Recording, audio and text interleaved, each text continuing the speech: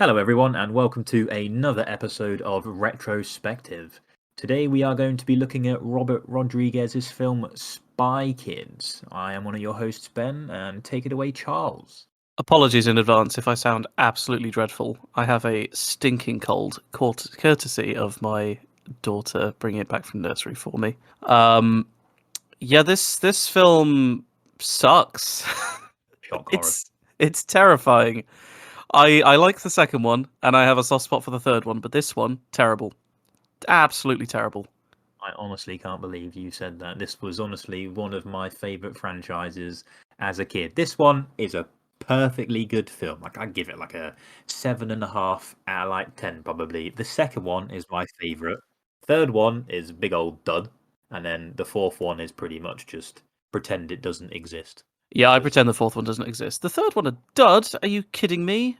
The third one is unintentionally hilarious. Yeah, no, this one just the design of Floop's friend, the people on his show, the agents that he's taken and mutated, terrifying. Just the concept of it, terrifying. The whole idea that you're supposed to believe that he's like turns into a good guy at the end, or like wasn't evil the entire time, terrifying. How? No, fuck you. That man, evil. He took He was just manipulated actual by human minions. beings and turned them into hideous monsters. That man is not pure of heart like he tries to pretend to be in the latter half of the film. I mean, for those that haven't seen this film, it's pretty much imagine GoldenEye meets Willy Wonka is a pretty good analogy. Are you to saying describe it, GoldenEye I meets Willy reckon. Wonka purely Yeah. because he is in GoldenEye? Well, I wish he had the know- clicky pen in this so he would blow up and not mutate more poor people. I'm not over the mutated people. They are so fucking scary. How can any kid watch that TV show and not have nightmares every single moment of their life? I would have nightmares while I'm awake if I had to watch that show when I was a kid. Junie is a disturbed child for enjoying it.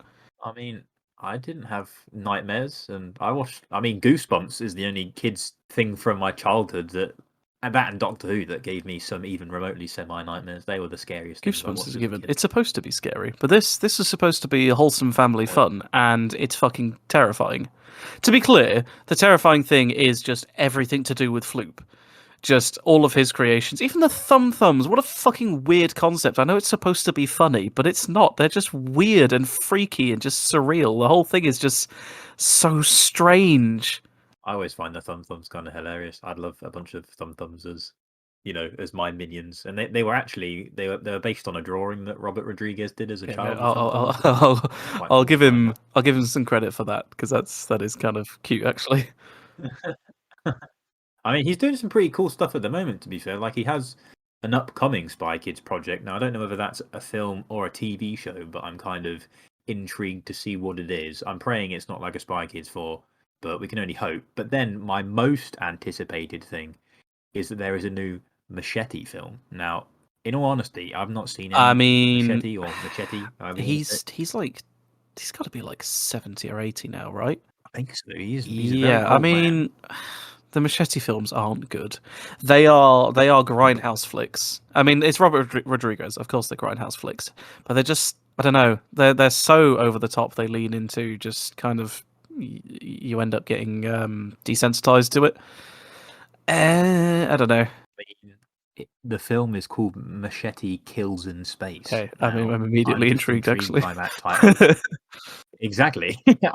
How is that man one going to end up in space, and what is he going to have to fight up in space? Is it going to be like people, or is it going to be like aliens? Are we going to have like a killer clowns from outer space, like Machete crossing over with Killer Clowns from Outer Space would actually be amazing. Also, I know it's really off topic, and it's nothing to do with Spy Kids, but there's a Killer Clowns from Outer Space video game coming out, and that's fucking wild to me. That was a good tangent. I like that. That was good. That was good. That's some good stuff. I've never seen Killer Clowns from Outer Space. I know of it, and I know what they look like, but I've never seen the film. But if it's not like a horror style game, that'll be pretty disappointing. It's going to be terrifying. Probably an asymmetric multiplayer game like Dead by Daylight. Back on track though. That's gonna be pretty cool. Aye. On in other news, I mean, Spy Kids stayed at #1 in the US box office for 3 straight weeks. I mean, as a kids film, that's pretty impressive in itself. Like for me, like I thought the film was very entertaining for me. without taking it too seriously. You know, it was funny, there was some intelligent parts to it, and it was extremely creative. Like, I loved all of the gadgets and things, all the different, like, you know, the safe houses, all that type of stuff was insanely creative. Yeah, it is a very creative. I mean, I was only partly being hyperbolic at the beginning, but like the film is very creative and interesting and fun to watch. Like I didn't not have a good time with it. It's just some of the designs and just I know I'm I keep coming back to Floop's creations, but like that's so fucked up for a kids film.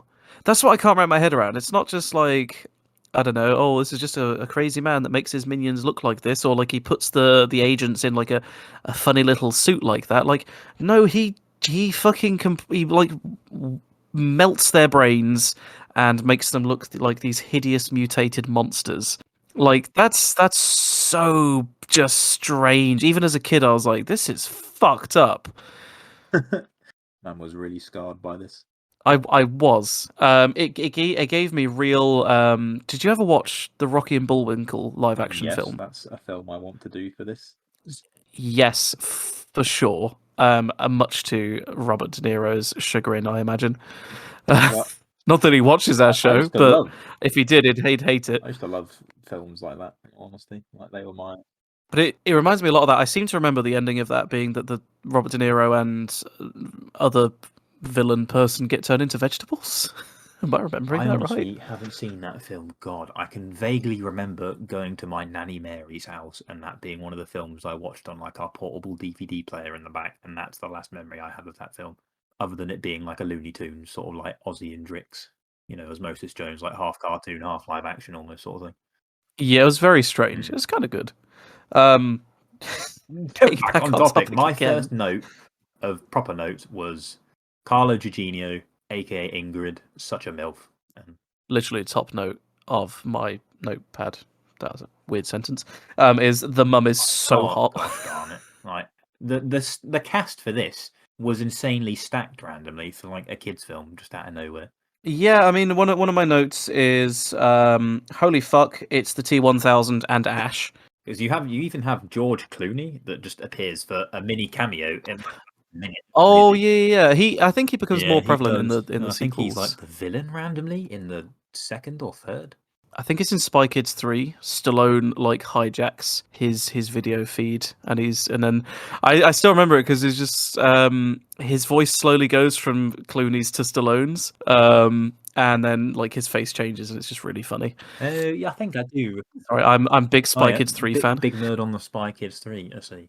But like, You're not the guy. God, oh, because I think it does it. Is it the lady from The Orphan that's in that one as well as the kid? Because Maybe. I vaguely remember, just even though it's not to do with Spy Kids, but when they're on the robots, it's almost like Pacific Rim randomly, almost done in like a very similar style to how they pilot the Pacific Rim robot, which is crazy.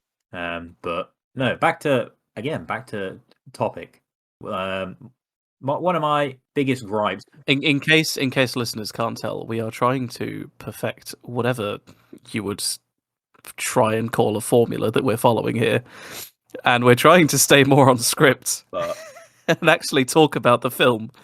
And it's difficult when there's just so many extra things we want to talk I about. know, like this is the worst one we've done for sticking on script randomly, other than my small Transformers rant in the first video.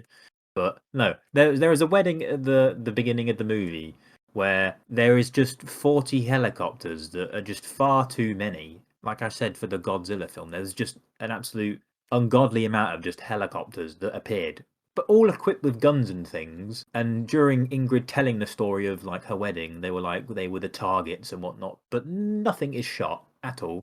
Yeah, they do literally nothing. My note was just, what were the choppers even trying to I know do? they're just Because they just escape and they get on the speedboat, which again is a very small isolated target in the middle of the vast ocean that they could just shoot or fucking nuke from orbit, and they just do nothing. and they get away somehow when a boat just isn't like faster than 40 choppers. And that guy was just waiting there, so he literally must have been waiting there in case they got attacked. But if they didn't get attacked, he'd have just been sat there like a Billy No mate, just chilling in the boat off a cliff. It's very strange. Also, before they get married, and when they first like are tailing each other to kill each other. She changes her outfit like 10 times. It is so unnecessary. I know it's. I guess it's to be like to children that are watching. Like, look, she's a spy. She's changing outfits. She's changing her appearance because she's a spy. Look, she's a spy because she changed her outfit again. But it's so fucking unnecessary. Meanwhile, the entire time, Antonio Banderas remains with the like leather jacket, slicked back hair, and pencil tash. Does not change his outfit once. And she also happens to land on the exact outfit that is in his photograph by the end of it. You know, you thought she was blonde, then she's suddenly black haired, and then boom, she's like this red ginger short hair. Which the short hair looks actually terrible for me. She looks so fucking hot with the short hair. I don't agree. But no, like it was just a silly scene for the story, in my opinion. It was just we didn't, you know, why would she just like? How does he know that she had a picture of him just in her like pocket at the top? He just like yanks it out and is like, "Well, okay, I also have a picture of you. You know what that means? You're gonna fall in love with me now, and we're gonna." Also, who is the bad guy there?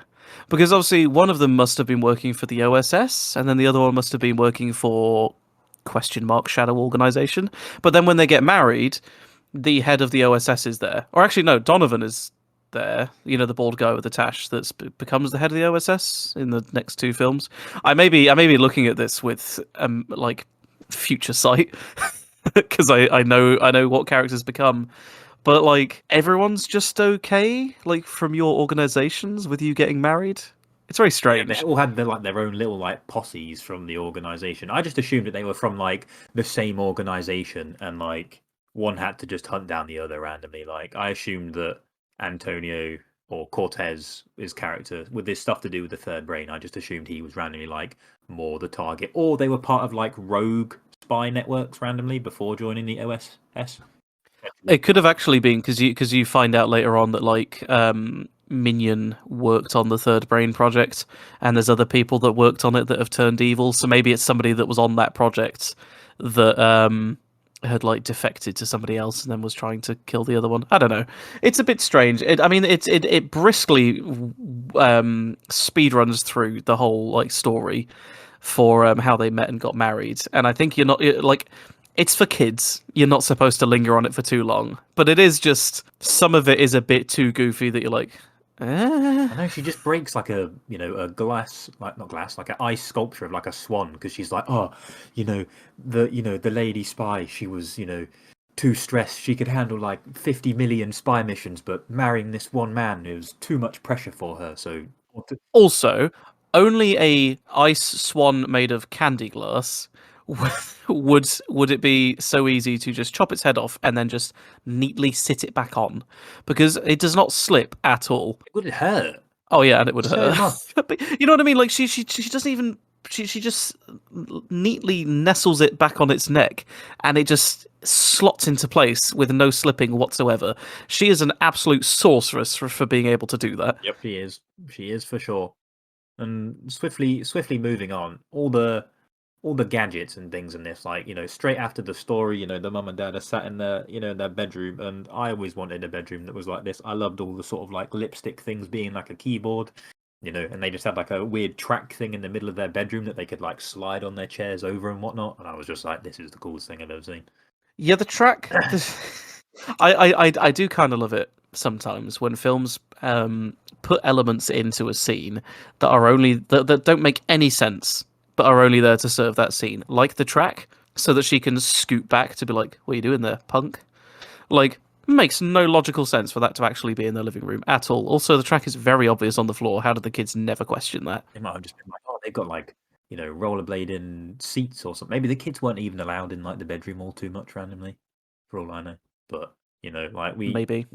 we get slowly into the movie, and then boom, there's a quest that they must go on. But Ingrid literally is being turned down by Cortez, and then suddenly she just busts out her over 9,000 Spanish powers, and then just suddenly he's like, "Yep, well, okay, you're on the mission now. Let's go." I mean, could you say no I to wouldn't her even the need way you she to say talks to anything him to in me. that scene? I would be a puddle on the floor if she I'd spoke be to like, me "Oh, like you want that. to come with me? I got a friend. Let's go kick some crime." I'll bloody go on a mission with you. Yeah, let's go. I don't care what it is. Let's just go. In it, like just the bit where like for being such good spies, they're randomly captured like very very quickly and very easily, which was Excuse me. They make a comment about them being rusty because it's been I however mean, many for all years. that stuff, I don't think you'd just like be terribly shit. Like, I mean, I haven't played rock paper scissors in a very long time, but I still think I stand a good chance. You had I so know. many I things was to thinking choose chess, from, and I was like, and oh, you I played chose chess rock paper recently, scissors. but You chose the game that requires no skill, only yep. chance. To talk about your skills being rusty. Amazing. It's what counts, when Carmen and Junie get like attacked and the uncle's there, and then there's that dramatic scene of him just Uncle Felix ripping off his mustache, and he's like, "I'm not your uncle." Because moustaches are the best disguises in Yep. the whole world, apparently. Especially like the dad. Just I was vexed when he pulls off the pencil tash. I remember being so like when Uncle Felix rips it off and he's like, "I'm not your uncle." I remember just literally being like, "Oh my what?" Uncle Felix, this character that I was so Gasp. invested in after seeing him for only about a minute, I was like, "What?" Because it gets straight into the action pretty quickly from that point. He it's weird thing to mention, but he looked he immediately looked 50% less friendly when he Yep, took he the did. tash Yeah, off. and he looked like extremely old randomly. But Yes. I mean, I found Junie, although he was quite dumb for a majority of the movie, I found him hilariously funny as just a character. No, he's annoying. My notes continually mention attacks on his intelligence. Junie is a fucking moron. Why the fuck does Junie lock his hands to the case? Junie has no I mean, friends, LMAO. he's a bullied kid. He is a bit younger than Carmen, at He least I deserves think. I to don't know be. how by much, to be honest. I can't really remember. But, he's comic relief, if anything. Like, there's a bit where, like, they're being chased by the Thumb Thumbs on the boat, and then, like, Carmen just lifts up the thing, and it flies over the boat. And then suddenly Junie flies out of it, and then she's like, Junie, where are you? And then he's on, like, the front of the boat, and she's just like, what are you doing down there? And he's just like, well, I just don't want to be at the bottom of the boat. It's not my fault at all. Like, it's not like he wanted to be chucked out of the boat. But I found Carmen very, very annoying for the majority of the movie. Nah, Carmen's great. Junie's a fucking liability throughout all of the I mean, if it film. wasn't for Junie, I think they would have been a bit screwed. So I think Junie.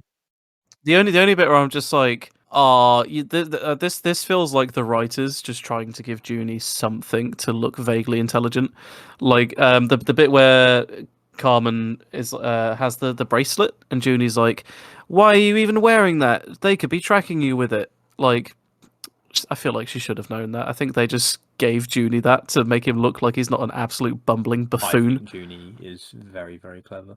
Although I'm expecting next time I see you to be wearing a T-shirt that just says hashtag justice justice for Junie, Junie. I will try and go on Redbubble and find one. I fully believe that they literally advocated in this film that shaking gives you warts and sweat, and which I shake a fair lot because I get cold a lot and I don't really have any warts. But Can confirm, I had warts when I was a kid. One of my notes is Junie's warts are too real. Thanks, man. I had a few on my fingers. I don't know what caused mine. To be fair, I'm quite a sweaty person. But I had one that was like on the side of my thumb, like on the cuticle, and I kept like scratching it and rubbing it, and it made one grow on my finger that I was doing it with, which was gross and weird. But I kept going to the doctors, and they tried freezing it off, and it just didn't work. So, being the radical metal child that I was, I just switched the hob on, and burnt them off, which somehow worked. And I've never had them back Just since. eliminated warts from his body by showing him the full power of the stove. I like to think I Scared off scared the them off. warts. I think my biggest gripe with this film, well, one of my biggest gripes, is the password for the safe house they go to. Why? Why is it also the password for Yeah, Machete when he clearly doesn't he want doesn't, he anything doesn't to do even. with I the don't think he family at even this knows point? who the flipping kids are, to be honest. And it's such a long name. Why do you suddenly go? You know what I need to do for my brand new born child? Just insert 8 middle names in there, just for the hell of it.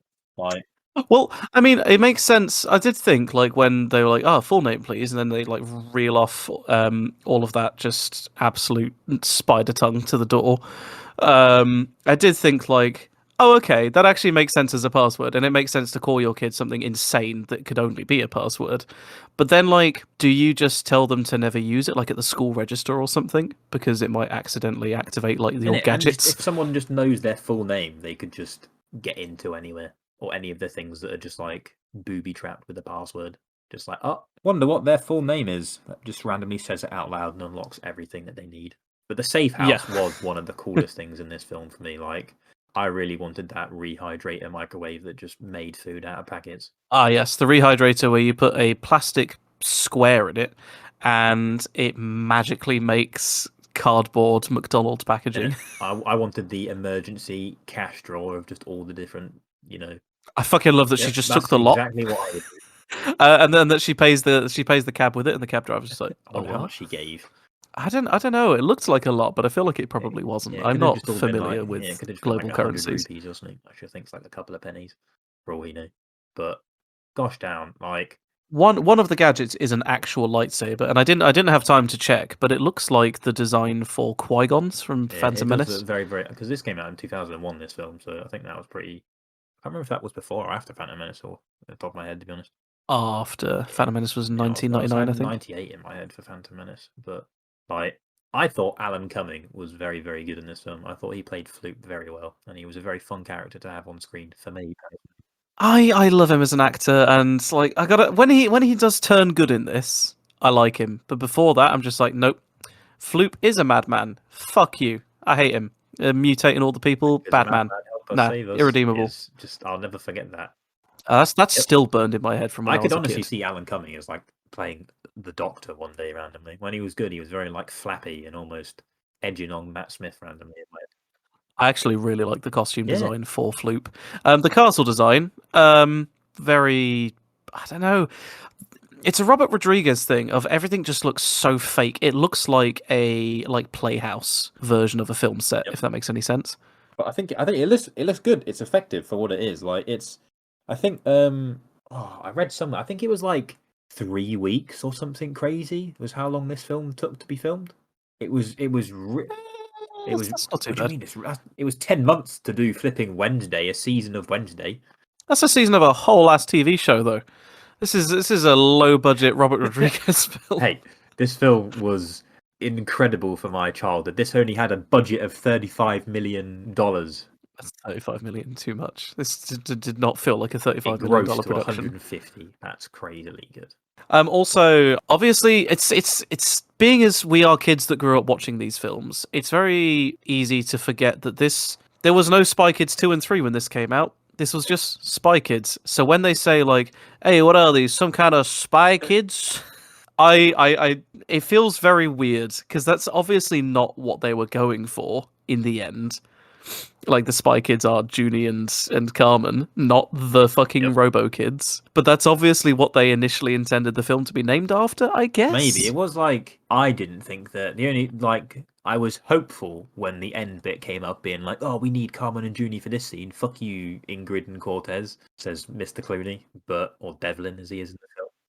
We need the Spy Kids We registered need trademark. kids to do this job because they are the best in the business. On which I was just like, but are they though? I mean, if Junie and Carmen were to go in a 2v1 fight against their dad, just no stakes randomly, just everything's off the table, I'm fairly sure Cortez could just fart and they would lose.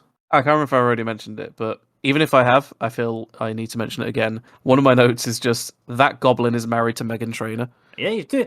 Like, it's pretty cool to be fair. Like, man bolstered up. Like, even the whatever her first name is, Vega or something. I can't remember what it was. It was Alexa Yeah, she Vega became or like a rock something. star Like, for a I bit. think fairly sure she's doing pretty well. Like the cast itself, as you mentioned, it was a pretty cool cast to be fair, and the film has aged well. There's only a few instances of some very like I don't for know. a very Uh, early 2000 kids film. I think it's aged pretty well. for a very early 2000s kids film that looks like it was made on a budget of shirt buttons and Pritt sticks, I don't know. I mean, some of the CGI looks dreadful. A lot of the like compositing and green screening just looks, even for the time, appalling. But that's, I don't know. That's just part of the Robert Rodriguez Yeah. charm, though. I it's a criticism, but not a criticism because it's part of the charm of the film, I guess. Yeah, like I think like I haven't seen too many of his films, but for me the Spy Kids franchise was just nice. And I can't but he was still part of it for number 4, which I'm just flabbergasted with. I don't know why he would touch that with a 10-foot pole and just be like, "Oh, look, here's Jessica Alba. She can be a Spy Kid mum now." And Oh 'cause I'm fairly yeah, sure it's the I guy forgot from about that. Community. It And is. he It is the guy from Community. the guy I can't remember his flipping He's name, all right? Because I'm fairly sure Carmen and Junie do appear in it. I think even if only as a cameo, or they might they. even I appear think Carmen does. I can't remember if Junie does because I think I would be jump scared off of my sofa if I saw adult Carmen, Junie. I mean, every single time I see the adult version That's of like that person, I'm just like, you are a synthetic organism. There is no way you actually exist. because yeah, no, they both are in it. Danny Trejo's in it. Ricky Gervais is in the flipping film. Ugh. But I can't believe Robert. He directed and wrote this one. Like, why? This Isn't is it something to do with time, like clock stoppers or something dumb like that? like it's a retired spy is called back into action and to bond with her Oh, new stepchildren. and they made Carmen a bad guy in it, if I Yeah, remember she rightly. invites them along for the adventure to stop the evil timekeeper from taking over the world. And then it had Rowan Blanchard, who was like she was in the Girl Meets World, the continuing series from the Boy Meets World, Ah, which yes. Boy Meets World 10 out of 10 children's TV show. Girl Meets World still okay, but just past my time, unfortunately. So we're getting close to half an hour now. I think we've covered a good amount of the points. I mean, my one thing, well, with this video at least, we want to, get across our overall opinion of the film and then explain why. So, my overall opinion is this film is fucking terrifying, and I refuse to believe that any child watched it in the early 2000s and didn't have nightmares every waking moment of their life. And it's just not good. 2 and 3 are way better. Scary, scary, scary film. Ben. Scary and worst of the trilogy. Damn, I'd say this for me is the second best one in the actually the quad trilogy, whatever the heck you want to call it. But I think this was a very entertaining film. I think this is entertaining not only for kids watching it now, kids back then, but I think even as an adult to call myself, I can still have fun watching this movie. There's funny moments, like I just laughed out loud so much when Junie ties the box to himself and then he smacks the wall. He just smacks the wall, hits himself out. I chuckled so hard. He does have the couple of like one-liners that are pretty funny, you know. Okay, it was that bit was kind of funny. The one bit that did really get to me is there's a bit where after Floop has turned good and Junie goes up to him and he's just like, "Oh, can't you do this?" And like Floop's looking at a screen and the screen just says, "Too late," and he's like, "I can't, Junie. It's too late." That that's my kind of humor now. Like adult me thinks that's fucking hilarious. I don't know if I really got it when I was a kid. I think it went by too fast. But yeah, that one genuinely got me. Most likely so. Like Carmen, towards just the end, she's like, when Junie's, hard on his luck and she needs him to save her, and she's just like, Junie, you're not worthless. But even throughout the entire movie, she's basically just been calling him a pile of shit, and he's just terrible at everything. And then suddenly, throughout Junie's, I don't know, whatever gears start clicking, he's like, you know what? I am strong, and decides to just punch the wall. Oh yeah, that bit was kind of funny as well. Not that strong, Junie. Like, oh, her saying shiitake mushrooms is something that's forever ingrained. I literally have a note that just says shiitake mushrooms. Yeah, I had that burn in my brain as well. And I think I did what every kid that watched that film did of trying it with their parents, just being like, I don't know, drop something on the floor. Oh shit, shiitake mushrooms. Then looking at your mum like, are you gonna fucking belt me or God, what? I wasn't going to say it, but like, how did no like when they showed the scene where the third brains are getting destroyed? How did no one just watch Cortez just suddenly bust out a walnut and like He was not subtle. Also, a walnut, correct me if I'm wrong, is not made of wires and circuits and and metal surely and someone's going to such. clean it up and be like, wait, this isn't a brain. Somebody left a Someone's cracked a walnut here. walnut. Maybe it's been stolen. But no, like it.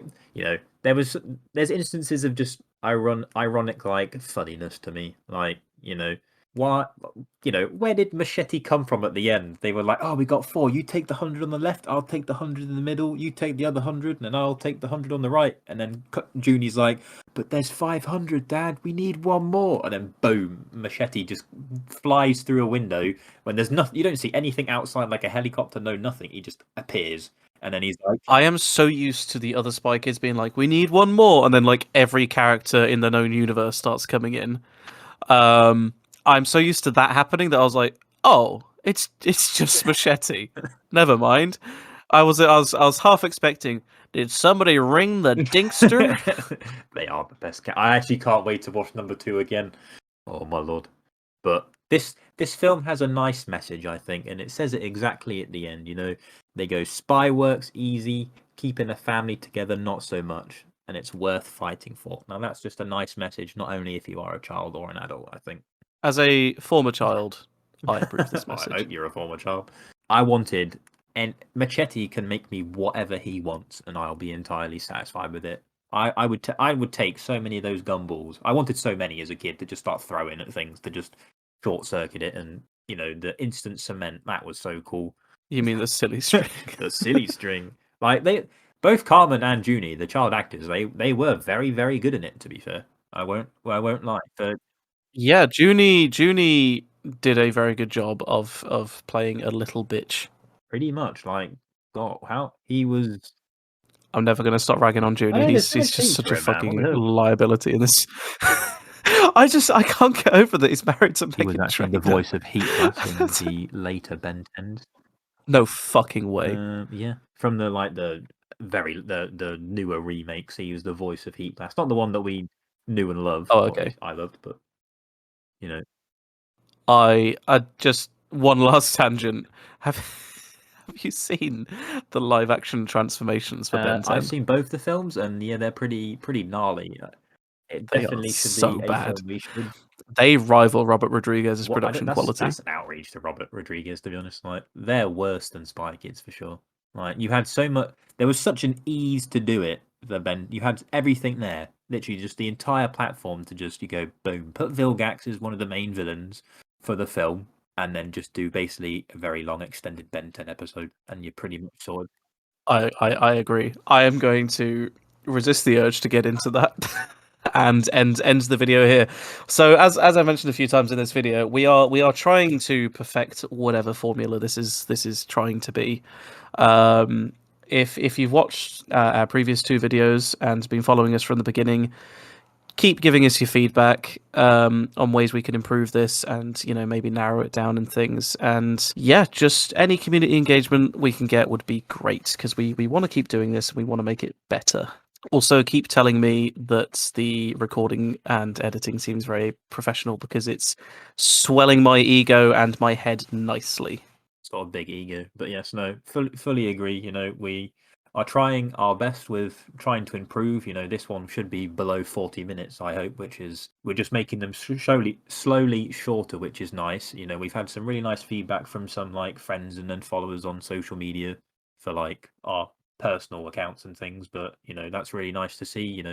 Our Godzilla videos doing quite well, which is nice. We're doing very well for how recent it's been. We've only had the channel out a week, and 40 subscribers at this current time is amazing, to be fair. So I think it. I would hope it speaks to just how passionate we are about films, and I hope how much we enjoy talking shit about them comes through in these videos, and that people subscribe and continue to watch us, because it is a lot of fun. I'm like, God, think about the next video where we don't spend 5 minutes of saying that we're trying to not go off tangent and make it. Think how short we might be able to get it down to 30 minutes one day. We will look into making these podcasts in some capacity. I think because I imagine there is something enjoyable in listening to our tangents, but I think maybe it would make some people have said if we could have it on Spotify, yes, that would be easier, because YouTube you have to keep open, whereas some people, one of my friends, Matt, to name drop him, he runs a fair bit, and he said he could just listen on Spotify. And then I've got another friend on on Instagram that he likes listening to podcasts and things, and they're a bit more digestible, but there's something that we can look at and definitely start doing at least, which would be nice. But no, I think it's a good place to wrap up. So thank you very much, everyone that listens and enjoys. Any feedback that you want to give, by all means, please do. Any film recommendations that you would like us to check out, please feel free as well. Don't forget to like, subscribe, and, as you say, hit the bell. But no, thank you very much for watching and listening. Yeah. Take care, guys. Bye. Bye.